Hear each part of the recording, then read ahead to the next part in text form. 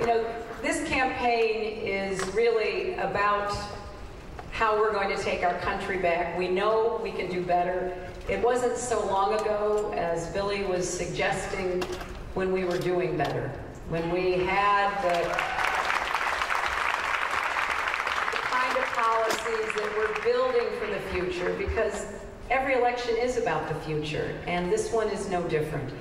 And as I travel around the country, I sense the intensity from people. People are so ready to get back to doing what Americans do better than anyone in the world. You know, rolling up our sleeves, solving our problems, meeting our challenges. And I've set 4 big goals that I want to talk about during this campaign and that I hope to achieve as your president. We're going to restore America's leadership in the world, and we're going to do it by working to find common ground wherever we can.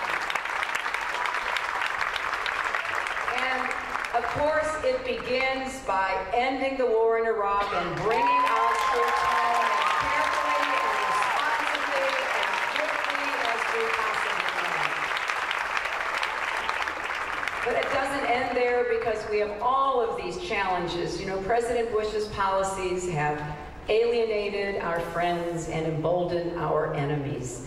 And we're going to have a lot of repair work to do, but I am absolutely confident and optimistic that we're up to it and we'll do it together.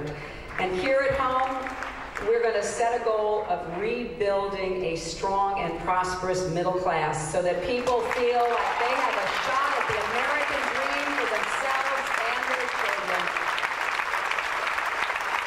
And, you know, as I travel around, so many people feel like they're invisible, that, you know, they don't have health care, they can't afford college education. Well, the Democratic Congress, under leaders like Charlie Rangel, are beginning to make a real change. But they don't have a president on the other end of Pennsylvania Avenue who sees the problems, who hears the concerns that we do. So we're going to begin to reconstruct what it takes to have that sense of positive possibility again. We're going to look at energy to create millions of new jobs, to improve our security, and to deal with global warming. We can do this. We've done it before. We're going to have an Apollo-like project.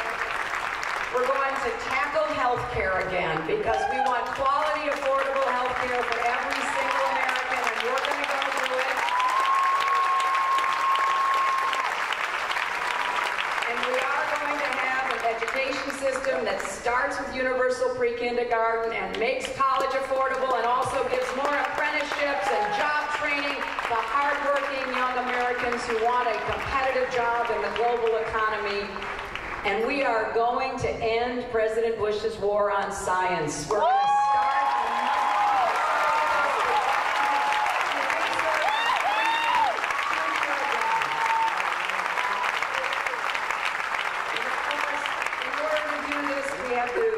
our government, ending cronyism and no-bid contracts, and we're going to get back to this old-fashioned idea. How about appointing qualified people for the positions we ask them to hold?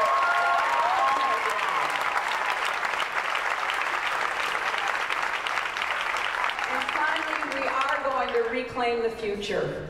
Reclaim the future for our children and our country.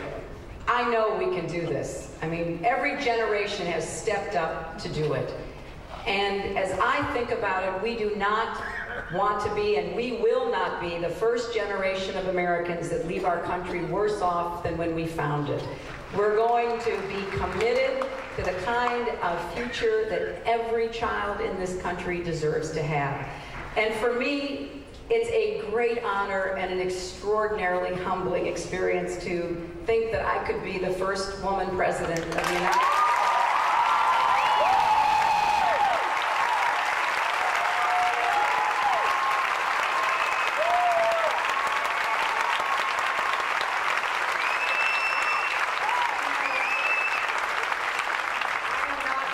Because I'm a woman. I'm running because I think I'm the best qualified and experienced person to hit the ground running in January 2009 to make these changes that are so important to our country. I could not do this if it weren't for my family. You know, everybody knows that Bill probably has forgotten more about American politics than all of us put together will ever know. He has been the most extraordinary supporter and partner in this venture that I'm on. And I do a lot of what I think is important because of the inspiration and support I get from my daughter, who I am so proud of and so grateful to.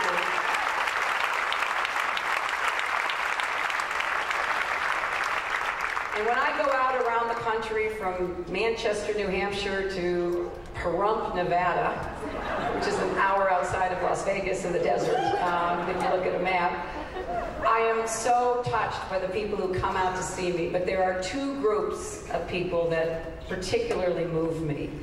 One are women in their very late 80s and 90s who come out.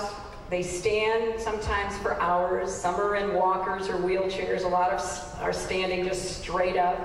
And when I meet them, they put out their hands and they say, I'm 95 years old. I was born before women could vote, and I want to live long enough to see a woman in the White House.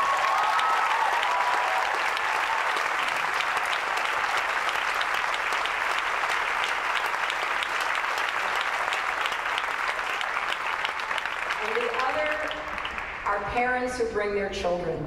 And I often hear as I go through a crowd of mother or father lean over and whisper into a daughter's ear, see honey, in this country you can be anything you want to be.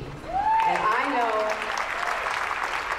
know how important that is because my mother used to tell me that. And I want every child, every son and daughter to believe that. We've got to make that true. We can't let the next generation down.